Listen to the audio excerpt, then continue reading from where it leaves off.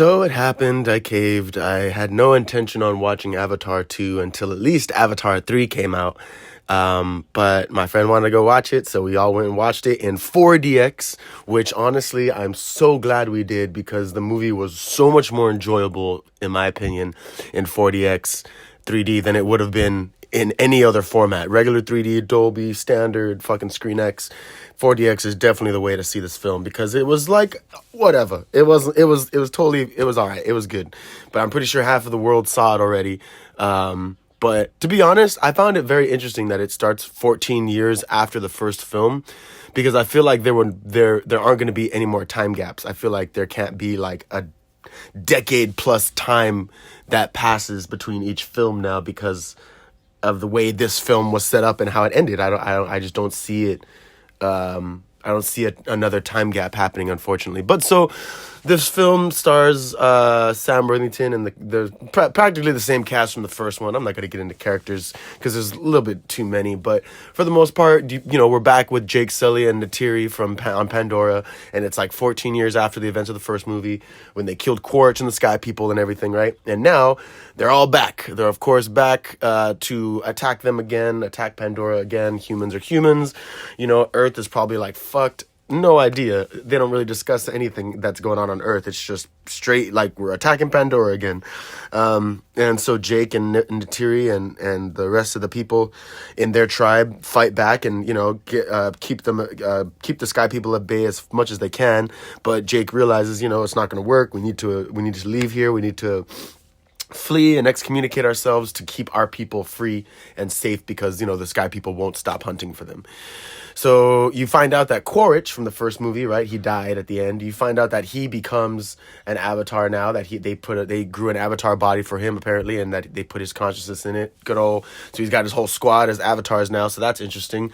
So Jake is like, we got to get far away and we have to save our kids. And they have like 4 kids, right? You have like Lateum, Loak, Tuk, their daughter, and Kiri, who is Avatar born from Sigourney Weaver's dead body or whatever. I have no idea how life works on this planet, right? Like, I mean, first of all, the body that Jake Sully is using is grown, right? It was like it's like a test tube avatar, right? So how was he able to conceive children? Like, it's just so crazy. Like, how the hell was he able to have kids? And then he's got the dreads and everything, and it's just like, it was just weird. But again, 14 years, I guess a lot can happen in 14 years. But it's just like, what the heck? They have all these kids now, and Kiri, like I said, she was born from an avatar. Like, how does that work? Like, but again, in this film, you do learn that Awa, the spirit goddess that they all worship or whatever, that maybe it has plans for her. Maybe it is the reason she's alive, or it, has consciousness or whatever. But there's a lot of spiritualness that's going on with the planet, within the planet. So I'm pretty sure for the next couple films, it's going to be like exploring the more, the deeper, hopefully, dynamics within the planet of like, religion or whatever it is that they believe in, or their spirits or whatever. I could imagine it, because as far as we're going now, the next movies don't really seem that appealing to me. I mean, so they excommunicate themselves, right? They go to the water tribe.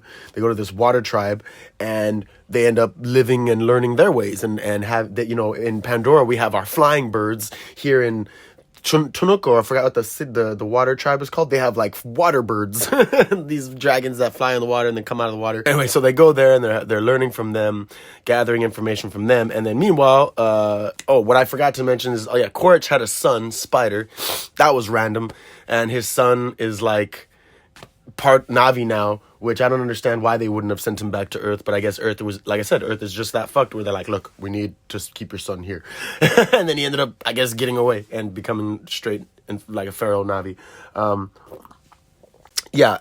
So then Quaritch has to go and, find them. He starts attacking the sea people, and then, a whole big old sea battle, and the kids keep getting kidnapped over and over and over and over again. And, there's like whales that aren't supposed to be killed because they have like crazy ass expensive brain juice that no one decides to kill each other over for. Like I said, it was an interesting film. I kind of ran out of steam talking about it now because it was a lot and not really much happened, right? And I will say that I just don't know where the movies are gonna go from here. I'm intrigued. All right, James, Mr. Cameron, I am intrigued because I could totally see it hitting the fire Navi next. Right, the next movie they're gonna be around volcanoes and heat, because right, Spider saves Quaritch at the end. So my one friend made a funny joke that it's like, oh, it's like Star Wars, like Vader and Luke. So it's like, okay, so Quaritch slowly has to have a change of heart. So maybe he'll go to the fire Navi to have them like help him because all their fire, and then he'll realize that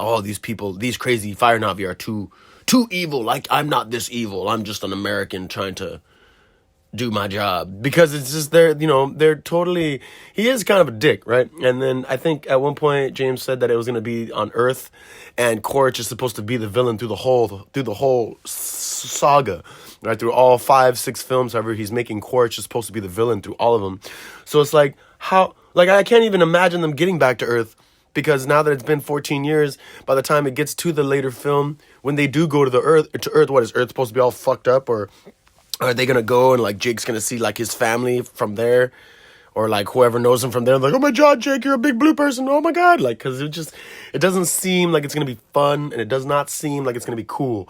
In Avatar 4, it's gonna be like the jokes with Fast and Furious, where they're just gonna learn how to fucking create a spaceship somehow, and they're gonna get to space because they have to leave the planet to go anywhere. So unless it all takes place on the planet, I'm ready for the snow Navi. They're gonna go to like fucking the north and south poles of the planet and meet the snow Navis, and they're like, they believe in like gift giving. They totally live their life by essentially just gift giving. Yeah, 4DX was fun. The theater was kind of full, so everyone was just more or less discussing the craziness of the 4DX than the movie, because, the movie, I don't know, the movie was whatever. I feel like many of those people in the theater with us probably saw it, like it was our third, fourth time seeing it. It was our first, so we were just kind of like, I just wasn't feeling it. I enjoyed the special effects. I know that the CGI now is like, oh my god, it's over 9,000. I felt like I was really there, but all I'll say is I would be down to date a Navi chick. I'm totally with it, but I did not like how Cameron left out Navi titties. We got no Navi titties. Like Neytiri, the fucking queen, any of the other villagers. Like, it would have been just cool to see like one Navi titty, because I'd have been hot, because all the Navi chicks look pretty cute. For what it's worth, I mean, Kitty is pretty cute, given that she's Sigourney Weaver's like pretty much voice. So it's like this old 60-year-old Sigourney Weaver coming out of like a teenager. But she's a Navi. She's like Pandora alien. So for whatever, her age might like triple, because she's technically probably like 7 feet tall still. So, I don't know. Main point, I think Navis are kind of hot. Come on, man, make it rated R and just show like something. It'd have been great. I mean, in the first one, they were like rolling around and attaching their tails and having little orgasms. Here, they were just attached to different fish and like a big ass tree and having orgasms, and or remembering and reminiscing and or seizuring out. But anyway, it was fun. I definitely enjoyed it. I mean, I'm pretty sure everyone's seen it. Anyone could watch it and pretty much enjoy it, especially if you've seen the first one. I don't think I'm ready to see 3, 4, and 5, and 6. And he gave like a 90-hour or like a 9-hour cut of like the third one or whatever. Like, come on, bro, fuck off, fuck out of here. And he's like, oh, like streaming services, you be watching like 3, 4, 5, 6 hours of TV binging, so like I don't want to hear about long movies. It's like, yeah, but the difference is you could pause shows, and shows end to where you can go do something. You're not sitting in front of a screen literally for like 4 hours, 3, 4, 5, 6, 7 hours. 3 hours is like the max.